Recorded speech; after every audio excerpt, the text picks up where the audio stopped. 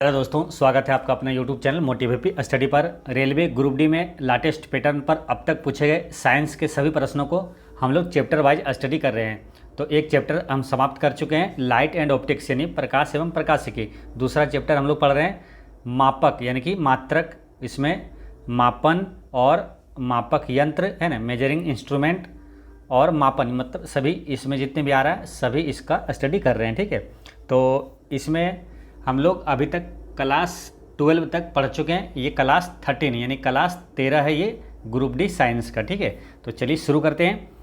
पहला क्वेश्चन है और ये क्वेश्चन आपको पिछले वीडियो में आपसे पूछे थे ना कि कमेंट में इसका आंसर दीजिएगा। ठीक है, तो इसका आंसर क्या होगा? क्वेश्चन क्या है कि एक विशेष घर में 5 दिनों में 100 इकाइयों की खपत है। यदि ऊर्जा को जूल्स में परिवर्तित किया जाए तो यह कितनी होगी, यानी कि कितनी इसकी ऊर्जा जूल में होगा। ठीक है, तो देखिए यहाँ पर क्या लिखा है कि 5 दिनों में 100 इकाइयों की खपत होती है। 100 इकाइयों मतलब 100 यूनिट की खपत होती है। और एक यूनिट किसको बोलते हैं मालूम? 1 किलोवाट घंटा जो होता है, 1 किलोवाट घंटा इसको बोलते हैं हम लोग 1 यूनिट। ठीक है, ये 1 यूनिट के बराबर होता है। ठीक है, तो 1 यूनिट के बराबर है 1 किलोवाट घंटा यानी 1 यूनिट। और 1 किलोवाट घंटा बराबर कितना होता है? 3.6 गुना 10 के पावर 6 जूल होता है। ठीक है, तो जूल में हमको बदलना है। तो 1 किलोवाट घंटा बराबर होता है इतना, 3.6 गुना 10 के पावर 6 जूल, यानी कि 1 यूनिट बराबर होता है इतना। ठीक है, 3.6 गुना 10 के पावर 6 जूल। तो 1 यूनिट का मान इतना है, तो 100 यूनिट का मान कितना होगा? निकाल देना, आंसर आ जाएगा। तो 100 से गुना कर देंगे। 100 से गुना करने का मतलब क्या हुआ? 10 के पावर 2 है ना, 10 के पावर यहाँ 6 है, यानी कि 6 में ये 2 बढ़ जाएगा और यानी कि 10 के पावर यहाँ 6 की जगह क्या हो जाएगा? 8 हो जाएगा। अब यहाँ पर देखिए ऑप्शन नंबर डी में दिया हुआ है 3.6 गुना 10 के पावर 8 जूल। इसका करेक्ट आंसर हो गया ऑप्शन नंबर डी। ठीक है, तो इसमें ध्यान क्या रखना था? सिंपल चीज़ें कि 1 किलोवाट घंटा बराबर 1 यूनिट होता है। ठीक है, और 1 किलोवाट घंटा बराबर कितना होता है? 3.6 गुना 10 के पावर 6 जूल होता है। ये आपको कल भी बताए थे कई बार, इसको हमेशा याद रखना है। 1 किलोवाट घंटा बराबर होता है 3.6 गुना 10 के पावर 6 जूल होता है। ठीक है, इसको 1 यूनिट बोलते हैं। तो 1 यूनिट का मान इतना है। 100 यूनिट का पूछा, 100 से गुना कर देंगे। इसमें 100 से गुना कर दिए यानी कि पावर में 2 और बढ़ जाएगा। आंसर हो गया ऑप्शन नंबर डी, इसका करेक्ट आंसर हो गया। ठीक है, तो ये ध्यान रखना है। शक्ति का एसआई मात्रक क्या होता है मालूम? शक्ति का एसआई मात्रक होता है वाट। ठीक, ये याद रखना है। और कार्य और ऊर्जा ये दोनों का एसआई मात्रक क्या होता है? तो जूल होता है। कार्य और ऊर्जा ये दोनों का एसआई मात्रक जूल होता है। चलिए नेक्स्ट क्वेश्चन देखते हैं। अब यहाँ पर मापक यंत्र के बारे में क्वेश्चन आएगा। ठीक है, पहला क्वेश्चन क्या है इसमें कि विभवांतर को मापने के लिए डैश उपकरण का उपयोग किया जाता है ना। विभवांतर को मापने के लिए किस उपकरण का प्रयोग किया जाता है? तो विभवांतर को किससे मापा जाता है? तो वोल्ट मीटर में मापा जाता है। विभवांतर को वोल्ट मीटर में मापा जाता है। ठीक है, विभवांतर कहते किसे हैं? देखिए, एक कूलाम धनात्मक आवेश को विद्युत क्षेत्र में एक बिंदु से दूसरे बिंदु तक ले जाने में किए गए कार्य को उन बिंदुओं के मध्य विभवांतर कहते हैं। इसका मात्रक क्या होता है? वोल्ट होता है। यह एक अदिश राशि है विभवांतर। ठीक है, विभवांतर को मापने के लिए वोल्ट मीटर उपकरण का उपयोग किया जाता है। ठीक है, अब यहाँ पर क्या है? एक है वोल्ट मीटर और एक है यहीं पर है विभव मापी, है ना। विभव मापी और वोल्ट मीटर में क्या होता है? देखिए, विभव मापी और वोल्ट मीटर ये दोनों वोल्टेज मापता है। ठीक है, लेकिन विभव मापी और वोल्ट मीटर में अंतर क्या है? ये थोड़ा सा क्वेश्चन क्या डिटेल में जाएगा ना, थोड़ा सा क्वेश्चन हार्ड करेगा, तो ये सब चीज़ें भी पूछा जाता है, इसलिए ध्यान रखना है। विभव मापी और वोल्ट मीटर में अंतर क्या? देखिए, विभव मापी खुले परिपथ में विभवांतर को मापता है। विभव मापी खुले परिपथ में विभवांतर को मापता है। वहीं वोल्ट मीटर क्या करता है? किसी परिपथ के अंतिम टर्मिनल वोल्टेज को मापता है। विभव मापी सेल से कोई भी धारा नहीं खींचता है, वहीं वोल्ट मीटर अपने संचालन के लिए सेल से धारा खींचता है। वोल्ट मीटर को क्या धारा ये चाहिए, लेकिन विभव मापी सेल से कोई धारा नहीं खींचता है। विभव मापी द्वारा विभवांतर मापने में त्रुटि की संभावना कम होती है। विभव मापी से क्या त्रुटि नहीं के बराबर होती है, जबकि वोल्ट मीटर द्वारा विभवांतर मापने में त्रुटि की संभावना ज़्यादा होती है। फिर क्या विभव मापी सर्किट के ईएमएफ को मापता है, वहीं वोल्ट मीटर सर्किट के अंतिम टर्मिनल वोल्टेज को मापता है। ठीक है, तो ये सारी चीज़ें आपको ध्यान रखना है। तो ये हम लोग क्या पढ़े हैं अभी, विभव मापी और वोल्ट मीटर के बारे में। ठीक है, क्वेश्चन सिंपल आएगा जब भी विभवांतर को किस में मापा जाता है तो वोल्ट मीटर इसका करेक्ट आंसर हो जाता है, ऑप्शन नंबर डी हो गया। ठीक है, अच्छा आमीटर से किसको मापते हैं, तो ये विद्युत धारा को मापने वाला यंत्र क्या है, अमीटर है।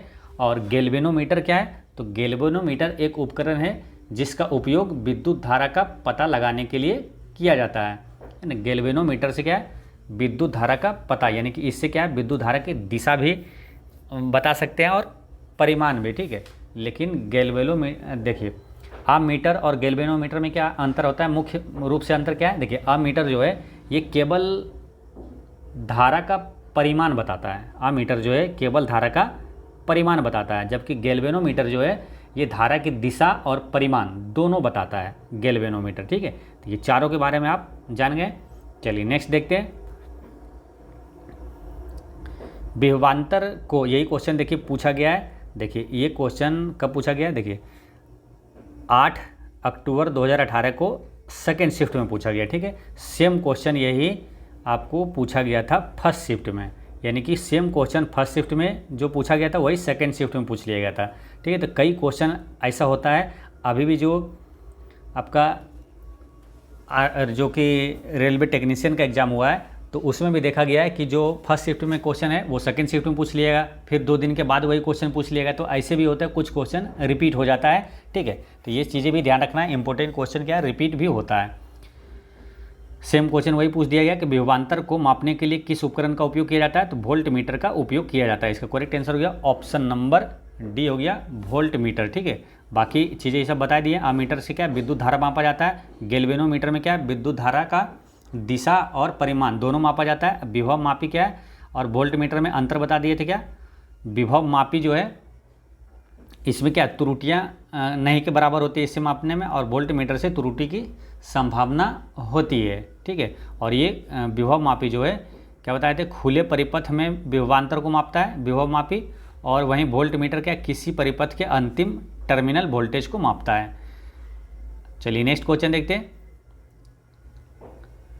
जहाज़ों में क्या मापने के लिए इकोलोकेशन का उपयोग किया जाता है। जहाज़ों में क्या मापने के लिए इकोलोकेशन का प्रयोग किया जाता है, तो पानी की गहराई मापने के लिए इकोलोकेशन का उपयोग किया जाता है। ठीक है, तो ये याद हो गया होगा, है ना। जहाज़ों में क्या मापने के लिए इकोलोकेशन, तो पानी की गहराई मापने के लिए इकोलोकेशन का प्रयोग किया जाता है। अब सेम इसी तरह एक क्वेश्चन आता है कि समुद्र की गहराई मापने के लिए किस यंत्र का प्रयोग किया जाता है। काफ़ी महत्वपूर्ण है, याद रखना है, समुद्र की गहराई मापने के लिए किसका, फेदोमीटर का प्रयोग किया जाता है। समुद्र की गहराई मापने के लिए फेदोमीटर का प्रयोग किया जाता है। ठीक है, पहले इकोलोकेशन जो है इसके बारे में थोड़ा डिटेल जान लेते हैं। देखिए इकोलोकेशन का सिद्धांत जो है ना, सोनार के सिद्धांत के समान होता है। सोनार यानी कि जो समुद्र के अंदर वस्तुओं को पता लगाने के लिए सोनार का प्रयोग किया जाता है ना, उसी के सिद्धांत पे ये इकोलोकेशन ये काम करता है। ठीक है, और सोनार का फुल फॉर्म क्या होता है, साउंड नेविगेशन एंड रेंजिंग होता है, ये ध्यान रखना है। ठीक है, बात कर लेते हैं यहाँ पर और कुछ चीज़ें का। तो इकोलोकेशन जो है पानी की गहराई और फेदोमीटर से समुद्र की गहराई मापने के लिए फेदोमीटर का प्रयोग किया जाता है। एक क्वेश्चन आता है इसी तरह कि अंतरिक्ष से रिलेटेड एक क्वेश्चन आता है कि वह शैवाल कौन सा है जिसका उपयोग अंतरिक्ष यात्री भोजन के रूप में करता है, तो वो शैवाल कौन सा है, तो वो क्लोरेला शैवाल है। ठीक, याद रखना है, क्वेश्चन अगर पूछा जाए आपसे कि वह शैवाल कौन सा है जिसका उपयोग अंतरिक्ष यात्री भोजन के रूप में करते हैं, तो वो है क्लोरेला शैवाल है। ठीक है, अच्छा समुद्री दूरी को किस में मापा जाता है, तो नॉटिकल मील में मापा जाता है। याद रखना है, समुद्री दूरी को नॉटिकल मील में मापा जाता है, और एक नॉटिकल मील बराबर कितना होता है, 1.852 किलोमीटर होता है एक नॉटिकल मील बराबर। ठीक है, चलिए नेक्स्ट क्वेश्चन है, दूध के घनत्व को निर्धारित करने के लिए कौन सा उपकरण उपयोगित है। तो दूध का घनत्व किस में मापा जाता है, तो लेक्टोमीटर से मापा जाता है। ऑप्शन नंबर 20 का करेक्ट आंसर हो गया, लेक्टोमीटर से मापा जाता है दूध का घनत्व। ठीक है, अब यहाँ पर कुछ इंपॉर्टेंट चीज़ें ध्यान रखना, क्या, अगर दूध का घनत्व पूछे तो लेक्टोमीटर हो गया आंसर। अगर दूध की शुद्धता भी पूछे ना कि दूध की शुद्धता किस यंत्र से मापा जाता है, तो उसका आंसर भी क्या होगा, लेक्टोमीटर होगा। ठीक है, ये ध्यान रखना है। अच्छा खट्टे दूध में कौन सा अम्ल पाया जाता है, तो लैक्टिक एसिड पाया जाता है ना, लैक्टिक एसिड पाया जाता है। और या तो पूछे कि दही में कौन सा अम्ल पाया जाता है, तो लैक्टिक अम्ल पाया जाता है। एक क्वेश्चन ये पूछा जाता है कि मांसपेशियों की थकान जो होती है वो किसके संचय के कारण होता है, तो लैक्टिक अम्ल के जमा हो जाने के कारण ही मांसपेशियों में थकान आती है। जैसे कि दौड़ते हैं ना, तो जो मांसपेशियों में थकान आ जाती है वो लैक्टिक अम्ल के जमा होने के कारण आती है। ठीक है, तो ये चीज़ें आपको ध्यान में रखना है। यहाँ पर क्या हाइड्रोमीटर, हाइड्रोमीटर क्या है, हाइड्रोमीटर से क्या मापा जाता है, हाइड्रोमीटर से घनत्व मापा जाता है ना, हाइड्रोमीटर से द्रवों के अपेक्षिक घनत्व मापा जाता है ना। यहाँ पर सभी देख लीजिए, हाइड्रोमीटर से क्या मापा जाता है, द्रवों का अपेक्षिक घनत्व मापा जाता है। इसी तरह आता है क्या हाइग्रोमीटर, क्या है हाइग्रो, है ना, गो वाला हाइग्रो। अब हाइग्रोमीटर और हाइड्रोमीटर में आपको कन्फ्यूजन कभी हो जाता है। ठीक है, तो इसको याद कैसे रखना है, देखिए हाइग्रोमीटर से नहीं, इससे मापा जाता है सापेक्षिक आर्द्रता, सापेक्ष आर्द्रता जो है ये हाइग्रोमीटर से मापा जाता है। और हाइड्रोमीटर से घनत्व है ना, द्रवों के अपेक्षिक घनत्व मापा जाता है। इसमें कन्फ्यूजन ना हो, याद भी रहे तो कैसे करना है, देखिए हाइड्रो डी है ना यहाँ डो, तो डो से यहाँ रिलेट करना है इसको, डेंसिटी मतलब होता है घनत्व। ठीक है, तो हाइड्रो डो जिसमें है तो डेंसिटी यानी घनत्व मापा जाता है। ग्रो जो है वो सापेक्ष आर्द्रता मापा जाता है। ठीक है, तो ऐसे आपको ध्यान में रखना है। और बाकी क्या है, लेक्टोमीटर से आपको बता दिए दूध की शुद्धता या तो दूध का घनत्व मापा जाता है लेक्टोमीटर से। बेरोमीटर से क्या मापा जाता है, वायुमंडलीय दाब मापने के लिए किस यंत्र का, तो बेरोमीटर का प्रयोग किया जाता है। बेरोमीटर का आविष्कार किसने किया था, टोरी सेली ने किया था। और तापमान मापने के लिए थर्मोमीटर का प्रयोग किया जाता है। ठीक है, तो ये सभी चीज़ें ध्यान रखना है। अच्छा, लेक्टोमीटर, हाइड्रोमीटर जहाज और पनडुब्बियों को किसके सिद्धांत के आधार पर डिजाइन किया गया है, तो आर्किमिडीज के सिद्धांत पे डिजाइन किया गया, ये ध्यान रखना है आपको। नेक्स्ट है, ऑटोमोबाइल में यात्रा की दूरी को मापने के लिए निम्न में से किस उपकरण का उपयोग किया जाता है, यानी कि गाड़ी में या तो वाहनों में, यानी ऑटोमोबाइल मतलब वही हुआ, यात्रा की दूरी मापने के लिए, दूरी मापने के लिए किस उपकरण का प्रयोग किया जाता है, तो इसका करेक्ट आंसर है ऑप्शन नंबर बी, ओडोमीटर का प्रयोग किया जाता है। ठीक है, देखिए यहाँ पर क्या है, एक कन्फ्यूजन चीज़ है कि वाहनों की अगर दूरी पूछे ना, वाहनों द्वारा चली गई दूरी तो ओडोमीटर में, लेकिन वाहनों की गति पूछे कि किस स्पीड से जा रही है तो वो स्पीडोमीटर से मापा जाता है। ठीक है, एक होता है तय की गई दूरी, कितना दूरी तय किया डिस्टेंस, तो वो ओडोमीटर, और उसकी गति चाल कितनी है, स्पीड कितनी है, वाहनों की गति मापने के लिए स्पीडोमीटर का प्रयोग किया जाता है। ठीक है, इसको रिलेट ऐसे कर लेना है, वाहनों की स्पीड स्पीडोमीटर, स्पीड स्पीडोमीटर, और दूरी जो है ये ओडोमीटर से मापा जाता है। ठीक है, ये चीज़ें आपको ध्यान में रखना है। देखिए पढ़ाने का बेस्ट तरीका यही होता है कि कोई भी कन्फ्यूजन वाला प्रश्न हो, इंपॉर्टेंट है, वो एक साथ पढ़ाना चाहिए हमेशा। ठीक है, ताकि वो क्या चीज़ें याद भी रहता है और कन्फ्यूजन भी नहीं होता है। तो आपको आप अच्छे से समझ में आए होंगे, दूरी मापा जाता है ओडोमीटर से, और स्पीड यानी गति स्पीडोमीटर से मापा जाता है। टेकोमीटर क्या है, तो टेकोमीटर से क्या मापा जाता है, तो टेकोमीटर का उपयोग है ना कोणीय संवेग यानी कोणीय वेग है ना, कोणीय वेग मापने के लिए टेकोमीटर का प्रयोग किया जाता है। ठीक है, तो ये चीज़ें आपको ध्यान में रखना है। चलिए नेक्स्ट क्वेश्चन है, मोटर गाड़ी का ओडोमीटर क्या मापता है ना, तो दो ही चीज़ मोटर गाड़ी में मेन चीज़ें यहाँ ध्यान रखना है, एक ओडोमीटर और एक स्पीडोमीटर। तो ओडोमीटर क्या है, दूरी मापेगा, स्पीडोमीटर जो है स्पीड मापेगा, चाल गति है ना। तो यहाँ मोटर गाड़ी का पूछा है ओडोमीटर, तो ओडोमीटर से क्या मापेंगे, दूरी है ना, तो वाहनों के क्या, वाहनों द्वारा तय की गई दूरी मापा जाता है। इसका करेक्ट आंसर हो गया ऑप्शन नंबर बी। और वाहनों की गति पूछे, मोटर गाड़ी की गति, तो स्पीडोमीटर से मापा जाता है। ठीक है, तो ये चीज़ें ध्यान रखना है। अच्छा, एक क्वेश्चन यहाँ पर याद रखना है आपको, इंपॉर्टेंट क्वेश्चन जो कि पूछा जाता है कि मोटर वाहनों से निकलने वाली कौन सी गैस जहरीली गैस होती है, तो कार्बन मोनोऑक्साइड जो है ये जहरीली गैस होती है। नेक्स्ट है, डैश वह उपकरण है जिसका उपयोग मोटर गाड़ियों की दूरी पूछा तो क्या करेंगे, ओडोमीटर है ना, ऑप्शन नंबर बी इसका करेक्ट आंसर हो गया। दूरी पूछा तो ओडोमीटर, वही पूछता क्या गति, तो गति हो जाता स्पीडोमीटर। ठीक है, ये वाला स्पीडोमीटर। तो यहाँ पर आंसर क्या हो गया, दूरी पूछा तो ओडोमीटर इसका करेक्ट आंसर हो गया। ठीक है, एक्सेलेरोमीटर ये क्या मापता है, तो एक्सेलेरोमीटर से त्वरण मापा जाता है, और टेकोमीटर से कोणीय वेग मापा जाता है। नेक्स्ट क्वेश्चन है, किसी वोल्ट मीटर का उपयोग डैश मापने के लिए किया जाता है। तो वोल्ट मीटर का उपयोग किसको, तो विभवांतर को मापने के लिए किया जाता है। वोल्ट मीटर का प्रयोग है ना, तो वोल्ट मीटर का प्रयोग विभवांतर मापने के लिए किया जाता है। विद्युत धारा को मापने के लिए किस यंत्र का प्रयोग करते हैं, तो अमीटर का प्रयोग करते हैं। विद्युत धारा मापने के लिए ओमीटर का प्रयोग करते हैं। ठीक है, विभवांतर का एसआई मात्रक क्या होता है, तो वोल्ट होता है। विभव का पूछे या तो विभवांतर का एसआई मात्रक पूछे तो क्या होता है, वोल्ट होता है। और ये विद्युत धारा का एसआई मात्रक क्या होता है, तो एम्पियर होता है। विद्युत धारा का मात्रक होता है एम्पियर। और किस यंत्र से मापा जाता है, तो अमीटर से मापा जाता है। ठीक है, नेक्स्ट क्वेश्चन है, गैल्वेनोमीटर का उपयोग किया जाता है। तो गैल्वेनोमीटर का उपयोग किया जाता है कहाँ, तो धारा की दिशा पता लगाने के लिए, है ना। धारा की दिशा और परिमाण दोनों बताता है गैल्वेनोमीटर, जबकि अमीटर क्या है, केवल धारा का परिमाण बताता है। तो दिशा वाला ध्यान रखना है। गैल्वेनोमीटर ये जैसे आया तो वहाँ पर मेन चीज़ें क्या, दिशा ध्यान रखना है ना। ये दिशा बताता है, दिशा भी बताता है गैल्वेनोमीटर। अमीटर दिशा नहीं बताता है। ठीक है, तो गैल्वेनोमीटर जैसे आया तो धारा की दिशा पता करने के लिए गैल्वेनोमीटर का मुख्य रूप से प्रयोग किया जाता है। नेक्स्ट क्वेश्चन है, देखिए ये क्वेश्चन क्या है, ग्रुप डी का आपको 22 तारीख को भी पूछा गया और 24 तारीख को भी पूछा गया। ठीक है, 2 दिन के बाद भी सेम क्वेश्चन पूछ लिया गया। इसलिए क्या है कि अगर एनालिसिस होता है तो एनालिसिस भी देखना चाहिए, उससे भी फ़ायदा होता है। ठीक है, तो जब एग्जाम होगा आपको एनालिसिस भी करवाएंगे। ठीक है, किस टाइप का प्रश्न, डेली एनालिसिस होगा, कहाँ से प्रश्न पूछा जा रहा है, उससे आपको काफ़ी फ़ायदा होगा। नेक्स्ट क्वेश्चन है कि वाहन की गति जानने में मदद करता है कौन, गति पूछा है। ठीक है, गति यानी कि स्पीड, चाल। ठीक है, 2 चीज़ ध्यान रखना, क्या, वाहनों की एक है दूरी, वाहनों द्वारा तय की गई दूरी, और एक है गति यानी कि स्पीड। स्पीड यानी स्पीडोमीटर, ऑप्शन नंबर ए इसका करेक्ट आंसर हो गया। स्पीड यानी गति, ठीक है, गति यानी स्पीड, स्पीड यानी स्पीडोमीटर इसका करेक्ट आंसर हो गया। यानी स्पीडोमीटर वाहन की गति जानने में मदद करता है। ठीक है, और वाहनों द्वारा तय की गई दूरी क्या हो जाएगा, ओडोमीटर।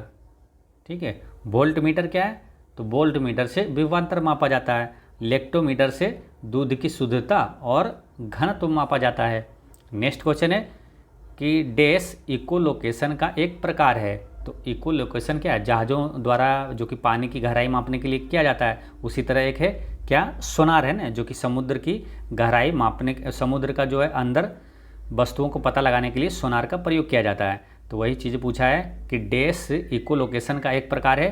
तो सोनार जो है ना इकोलोकेशन का एक प्रकार है। ऑप्शन नंबर डी इसका करेक्ट आंसर हो जाएगा, है ना, ऑप्शन नंबर डी। ठीक है, जैसे यहाँ पर थोड़ा सा देख सकते हैं कि सोनार इकोलोकेशन का एक प्रकार है। सोनार का उपयोग पानी में डूबी हुई वस्तुओं को पता लगाने के लिए किया जाता है। सोनार में पराश्रव्य तरंग प्रयोग की जाती है। सोनार में पूछ लिया जाएगा अलग से कि कौन सा तरंग का प्रयोग किया जाता है, तो पराश्रव्य तरंग का प्रयोग किया जाता है। सोनार का फुल फॉर्म क्या होता है, साउंड नेविगेशन एंड रेंजिंग होता है। ठीक है, इसी तरह क्या ये सोनार है, ये समुद्र के अंदर वस्तुओं को पता लगाने के लिए प्रयोग किया जाता है। उसी प्रकार एक रडार है। रडार क्या है, समुद्र के मतलब ऊपर यानी कि वायु द्वारा, वायुयान जो है कि गति या दिशा पता लगाने के लिए रडार का प्रयोग किया जाता है। ठीक है, तो ये ध्यान रखना है। रडार का फुल फॉर्म क्या होता है, रडार है ना, रेडियो डिटेक्शन एंड रेंजिंग होता है। ठीक है, अच्छा आवृत्ति का एसआई मात्रक क्या होता है मालूम, जैसे यहाँ आवृत्ति दिया हुआ है, आवृत्ति का एसआई मात्रक क्या होता है, तो हर्ट्ज जो होता है ना, क्या होता है, हर्ट्ज। आवृत्ति का एसआई मात्रक हर्ट्ज होता है। ये ध्यान रखना, आपको पूछा गया है कई बार एग्जामों में। नेक्स्ट है, उस शब्द का चयन कीजिए जो तीसरे शब्द से उसी तरह संबंधित है जिस प्रकार दूसरा शब्द पहले शब्द से संबंधित है। तो ये क्या है, अमीटर क्या है, विद्युत धारा मापा जाता है ना। विद्युत धारा मापने के लिए किसका प्रयोग किया जाता है, अमीटर का प्रयोग किया जाता है। जिस प्रकार है ना अमीटर से विद्युत धारा मापा जाता है, उसी प्रकार क्या है, ओम मीटर से प्रतिरोध मापा जाता है। ओम मीटर से क्या मापा जाता है, प्रतिरोध मापा जाता है। ऑप्शन नंबर सी इसका करेक्ट आंसर हो गया। ठीक है, अब यहाँ पर क्या ध्यान रखना है, जैसे विद्युत धारा का एसआई मात्रक क्या होता है, एम्पियर होता है। और ये जो ओम मीटर किसका एसआई मात्रक है मालूम, प्रतिरोधकता का है ना। प्रतिरोधकता का एसआई मात्रक ओम मीटर होता है। अब प्रतिरोध का होता है ओम। ठीक, ये याद रखना है आपको। नेक्स्ट है, डैश का प्रयोग हवा की शक्ति और वेग को मापने के लिए किया जाता है। यानी कि यहाँ पर मेन मोटा मोटी क्वेश्चन क्या है, हवा की गति। तो वायु की गति किससे मापा जाता है, एनीमोमीटर से मापा जाता है। ऑप्शन नंबर डी इसका करेक्ट आंसर हो गया। एनीमोमीटर से हवा की गति मापा जाता है। ठीक है, हवा की गति एनीमोमीटर से मापा जाता है। और इसी तरह कन्फ्यूजन वाला है आपको एनीमोमीटर है ना, जैसा सेम वैसा ही एक मैनोमीटर, इसको भी ध्यान रखना है। मैनोमीटर से दबाव को मापा जाता है। यह एक वैज्ञानिक उपकरण है ना। मैनोमीटर का इस्तेमाल गैस, तरल और पानी के पाइप लाइनों के दबाव को मापने के लिए किया जाता है, मैनोमीटर का प्रयोग। ठीक है, तो मैनोमीटर क्या है, जो गैस, तरल या पानी के पाइपलाइनों के दबाव को मापने के लिए मैनोमीटर का प्रयोग किया जाता है। और हवा की गति मापने के लिए एनीमोमीटर का प्रयोग किया जाता है। ठीक, ये चीज़ें ध्यान रखना है, तो कन्फ्यूजन ना हो इसलिए साथ में ध्यान रखना पड़ता है। लेक्टोमीटर से क्या मापा जाता है, तो लेक्टोमीटर से दूध की शुद्धता या तो दूध का घनत्व मापा जाता है। स्पीडोमीटर में क्या हो गया, इसमें वाहनों की गति मापा जाता है। थर्मोमीटर से क्या मापा जाता है, तो तापमान मापा जाता है। ठीक है, अच्छा थर्मोमीटर में किस पदार्थ का प्रयोग किया जाता है, तो पारा यानी कि मरकरी का प्रयोग किया जाता है। नेक्स्ट है भौतिक राशियाँ, है ना। भौतिक राशियाँ, अब यहाँ पर क्वांटिटी जो है उसको पढ़ेंगे ना। वेक्टर जो क्वांटिटीज होता है और स्केलर क्वांटिटीज, सदिश राशि और अदिश राशि के बारे में यहाँ पर डिटेल से जानेंगे। ठीक है, तो क्वेश्चन क्या है, एक वेक्टर राशि में परिमाण और दिशा दोनों होता है, जबकि अदिश राशि में केवल परिमाण होता है और दिशा नहीं होती है। निम्नलिखित में से अदिश राशि कौन सी है, तो इसमें से अदिश राशि कौन सी है, तो इसका करेक्ट आंसर है ऑप्शन नंबर ए। दाब क्या है, एक अदिश राशि है, यानी कि इसमें केवल परिमाण होता है, दिशा नहीं होती है। ठीक है, अब यहाँ पर चीज़ क्या ध्यान रखना है, जहाँ बोलेगा अदिश, अदिश का मतलब दिशा नहीं, है ना। अदिश का मतलब क्या, शब्द में छुपा हुआ है। अदिश यानी दिशा नहीं, उसमें दिशा नहीं होगा। ठीक है, अदिश यानी दिशा नहीं, अदिश है ना, दिशा नहीं, केवल परिमाण होगा। तो इसमें केवल परिमाण होता है, जबकि विस्थापन जो है बल है और संवेग है, इसमें परिमाण और दिशा इसमें दोनों होता है। यानी कि विस्थापन, बल और संवेग ये सब क्या है, सदिश राशि है। ठीक है, तो आपको याद हो गया होगा कि सदिश किसको बोलते हैं, तो क्वेश्चन में यहाँ पर लिखा हुआ है परिमाण और दिशा दोनों हो तो उसे वेक्टर राशि यानी कि सदिश राशि कहते हैं। ठीक है, और जिसमें केवल परिमाण होता है, दिशा नहीं होती है, तो वो अदिश राशि कहलाता है। ठीक है, सदिश को इंग्लिश में क्या बोलेंगे, सदिश राशि को वेक्टर क्वांटिटीज, है ना, वेक्टर क्वांटिटीज। और अदिश राशि को क्या बोलेंगे, स्केलर, है ना, इंग्लिश में क्या बोलेंगे, स्केलर क्वांटिटीज, यानी कि अदिश राशि, स्केलर। ठीक है, अब यहाँ पर एक बार डिटेल से पढ़ते हैं सदिश राशि और अदिश राशि कौन कौन सा है। ठीक है, देखिए सदिश राशि कौन कौन सा है, तो वेग, संवेग, बल, विस्थापन, त्वरण, आवेग, विद्युत क्षेत्र, चुंबकीय क्षेत्र, चुंबकीय क्षेत्र तीव्रता, ये सब क्या है, सदिश राशि है। ठीक है, अदिश राशि में कौन कौन सा है, लंबाई, दूरी, चाल, द्रव्यमान, समय, क्षेत्रफल, आयतन, घनत्व, कार्य, ऊर्जा, दाब, शक्ति, तापमान, विद्युत धारा, ये सब अदिश राशि है। ठीक है, अब देखिए थोड़ा सा आपको हिंड आपको देगा, हिंड के लिए याद आपको कैसे रखना मालूम, सदिश राशि अदिश राशि से थोड़ा सा आपको हेल्प मिलेगा। ठीक है, और कोई बात नहीं है। तो हेल्प कैसे मिलेगा, जैसे जो सदिश राशि है ना उसमें देखिएगा बो वाला, जैसे याद रखना है ध्यान में कि बो वाला जितना है वो सदिश राशि रहेगा। ठीक है, जैसे कि वेग, संवेग, जिसमें बो आ जाएगा ना वो सदिश राशि रहेगा। वेग, संवेग, बल, विस्थापन, त्वरण, इसमें भी देखिए बो है, आवेग बो, विद्युत धारा मतलब विद्युत क्षेत्र है ना, और चुंबकीय क्षेत्र, चुंबकीय क्षेत्र तीव्रता, इस सब में बो है। ठीक है, तो बो जिसमें रहेगा वो सदिश राशि हो गया। ठीक है, कुछ जो अपवाद है, ठीक है, जैसे कि उसमें से कौन है, द्रव्यमान, वो अपवाद 4 है जो कि यहाँ पर याद रखना है आपको। जैसे द्रव्यमान ये अदिश राशि, बो रहने के बाद भी ये क्या है, अदिश राशि है। घनत्व ये अदिश राशि है। दाब अदिश राशि है। विद्युत धारा ये क्या है, अदिश राशि है। ठीक है, अब बाकी जिसमें बो नहीं रहेगा वो ज़्यादातर क्या है, अधिकतर वो अदिश राशि ही रहेगा। जैसे कि एक लंबाई जैसे आ गया, ये भी अदिश राशि, ये भी ध्यान रखना है, लंबाई अदिश राशि है। ठीक है, बाकी देखिए दूरी, चाल, समय, क्षेत्रफल, आयतन और कार्य, ऊर्जा, शक्ति, तापमान, है ना, इस सब में वो नहीं है, ये सब अदिश राशि है। ठीक है, थोड़ा सा आपको हिंट मिलेगा, आपको याद करने में ठीक है आसान होगा। तो जैसे बेग आया तुरंत दिमाग में आ जाएगा क्या, बेग सदिश राशि, इसमें वो आ रहा है बेग संवेग, बल विस्थापन, ठीक, त्वरण आवेग, विद्युत क्षेत्र चुंबकीय क्षेत्र। देखिए विद्युत क्षेत्र जो है ये सदिश राशि है, जबकि विद्युत धारा क्या है, अदिश राशि है। ठीक है, विद्युत क्षेत्र चुंबकीय क्षेत्र तीव्रता ये सब सदिश राशि है। ठीक है, तो ऐसे आपको ध्यान रखना है। चलिए नेक्स्ट क्वेश्चन देखते हैं कि सबसे उचित विकल्प चुनें। संवेग में क्या होता है, तो संवेग जैसे आया क्या है, संवेग सदिश राशि है, तो सदिश राशि में क्या होगा, उसमें परिमाण और दिशा दोनों होगा। अब ऑप्शन में देखते हैं कहाँ पर है, ऑप्शन नंबर सी इसका करेक्ट आंसर हो जाएगा। संवेग बेग संवेग ये सब क्या सदिश राशि है, बल विस्थापन सदिश राशि ये सब। ठीक है, अच्छा संवेग और आवेग में थोड़ा सा यहाँ पर एक साथ देख लेते हैं। देखिए संवेग क्या है, संवेग वस्तु का द्रव्यमान और उसके वेग को गुणनफल को संवेग कहा जाता है ना। संवेग बराबर क्या होगा, द्रव्यमान गुना वेग है, द्रव्यमान और वेग के गुणनफल को संवेग कहा जाता है। और संवेग क्या है, एक सदिश राशि है, इसका मात्रक किलोग्राम मीटर पर सेकेंड होता है। और आवेग क्या है, आवेग आरोपित बल तथा बल के कार्य करने के समय का गुणनफल आवेग कहलाता है। यानी कि आवेग बराबर क्या हो गया, बल गुना समय।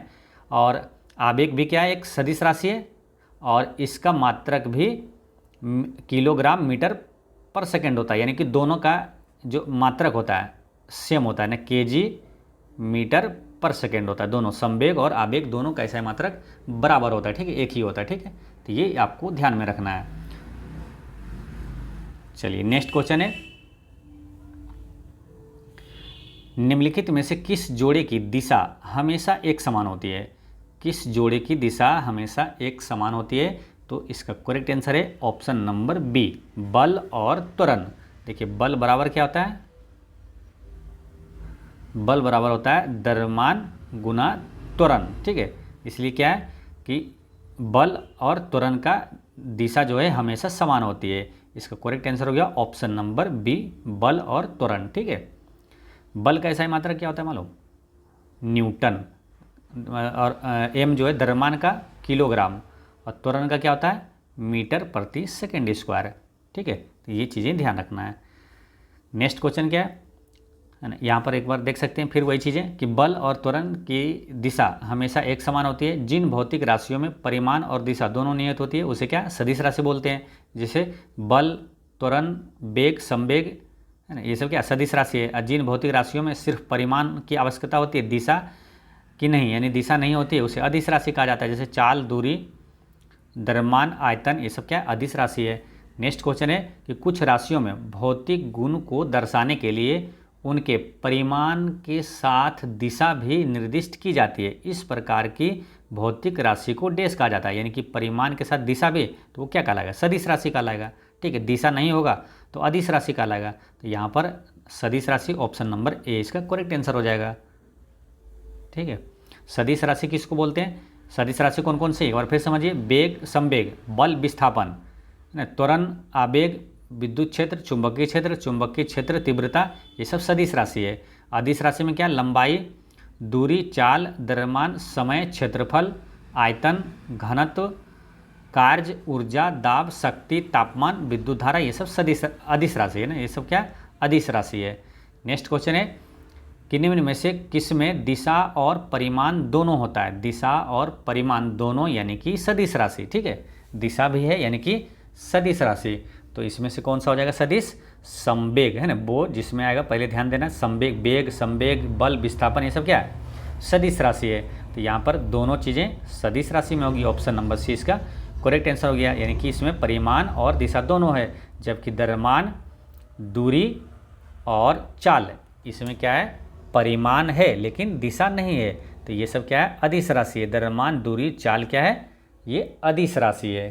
ठीक है, चलिए नेक्स्ट क्वेश्चन है, कार्य में क्या होता है। तो कार्य क्या है, तो कार्य, ऊर्जा, दाब, शक्ति, ये सब अदिश राशि है ना। कार्य जैसे ही देखें इसमें वो नहीं है, तुरंत दिमाग में आ जाना चाहिए सिंपल कि ये अदिश राशि, कार्य क्या है अदिश राशि है। तो कार्य अदिश राशि है। अदिश यानी ओ दिश यानी दिशा नहीं, ओ दिश यानी दिशा नहीं, केवल परिमाण। तो ये वाला सही लग रहा है, ऑप्शन नंबर ए इसका करेक्ट आंसर हो जाएगा है ना, ओ दिश यानी दिशा नहीं।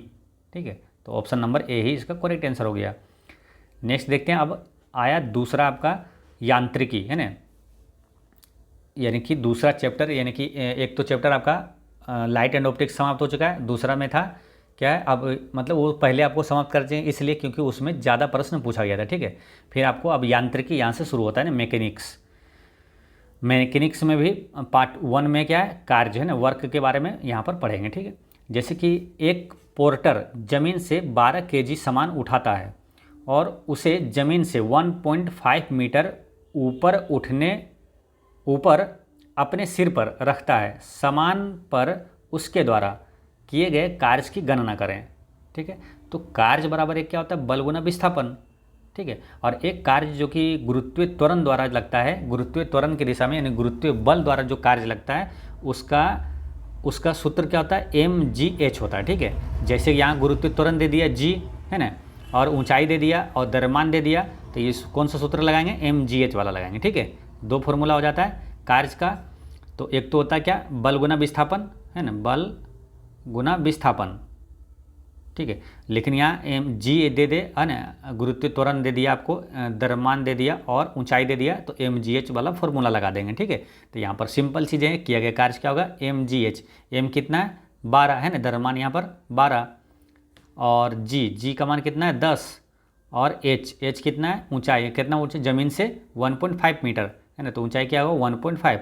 अब इस तीनों को गुना करिए, आंसर आ जाएगा। तो देखिए यहाँ पॉइंट से ये शून्य कट हो जाएगा, अब बच गया क्या, 12 गुना 15, 12 गुना 15 कितना होता है 180 जूल, ऑप्शन नंबर सी इसका करेक्ट आंसर हो गया, है ना, 12 गुना 15 180, तो आसानी से बन गया। तो इस टाइप के प्रश्न कैसे बनाएंगे, देखिए प्रैक्टिस किए हुए रहेंगे तो आसानी से ये सब बन जाएगा। अगर प्रैक्टिस नहीं किए, कभी नहीं पढ़े, तो यही क्वेश्चन क्या भारी लग जाएगा, और प्रैक्टिस किए तो काफ़ी आसानी से बन जाएगा, सिंपल। देखिए mgh तुरंत एग्जाम में तो आपको कलम भी नहीं उठाना पड़ेगा। जैसे कि यहाँ देखें कि ज़मीन से ऊपर उठा है और द्रव्यमान दे दिया है और स्मॉल g का मान यानी कि गुरुत्वीय त्वरण का मान दे दिया, ठीक है। अब सिंपल mgh फॉर्मूला लगा दीजिएगा, तो m यहाँ है, g यहाँ है, ठीक है, और h यहाँ है, तो यहाँ 1.5 है, तो पॉइंट से यहाँ 10 खत्म हो जाएगा, ठीक है। यानी डायरेक्ट 15 गुना 12 180 इसका करेक्ट आंसर हो गया, ऑप्शन नंबर सी। नेक्स्ट है, ठीक है, और स्थितिज ऊर्जा बराबर सूत्र भी यही होता है ना, यही होता है mgh, है ना, स्थितिज ऊर्जा बराबर फॉर्मूला जो होता है ये mgh ही होता है, ये भी ध्यान रखना है। नेक्स्ट क्वेश्चन क्या है, यदि एक हवाई जहाज 4000 मीटर की दूरी तय करता है और किया गया कार्य 20,000 जूल है, तो लागू किया गया बल क्या होगा। तो बल बराबर क्या सूत्र होता है, और कार्य बराबर क्या होता है, कार्य बराबर होता है ना सूत्र बल गुना विस्थापन, विस्थापन यानी कि दूरी, है ना, डिस्टेंस, ठीक है। तो देखिए कार्य बराबर हो गया बल गुना दूरी, ठीक है। तो पूछा क्या है, बल, तो बल पूछा, तो बल बराबर क्या हो जाएगा, दूरी इधर आ जाएगा, कार्य बटा दूरी। तो देखिए कार्य कितना किया, कार्य 20,000 जूल, ठीक है। अब बटा में क्या हो जाएगा, दूरी, दूरी कितना तय किया 4000 मीटर, तो बटा में 4000 कर दीजिए, यानी कि 20,000 बटा 4000, तो कर देंगे 4 पंचे 20,000, ठीक है। तो 5 न्यूटन इसका करेक्ट आंसर हो जाएगा, ऑप्शन नंबर ए इसका करेक्ट आंसर हो गया, है ना। 4000 को 20,000 से काटेंगे, 20,000 को तो कितना 5 ओवर में कटेगा, तो 5 न्यूटन इसका करेक्ट आंसर हो गया, ऑप्शन नंबर ए इसका करेक्ट आंसर हो गया, ठीक है।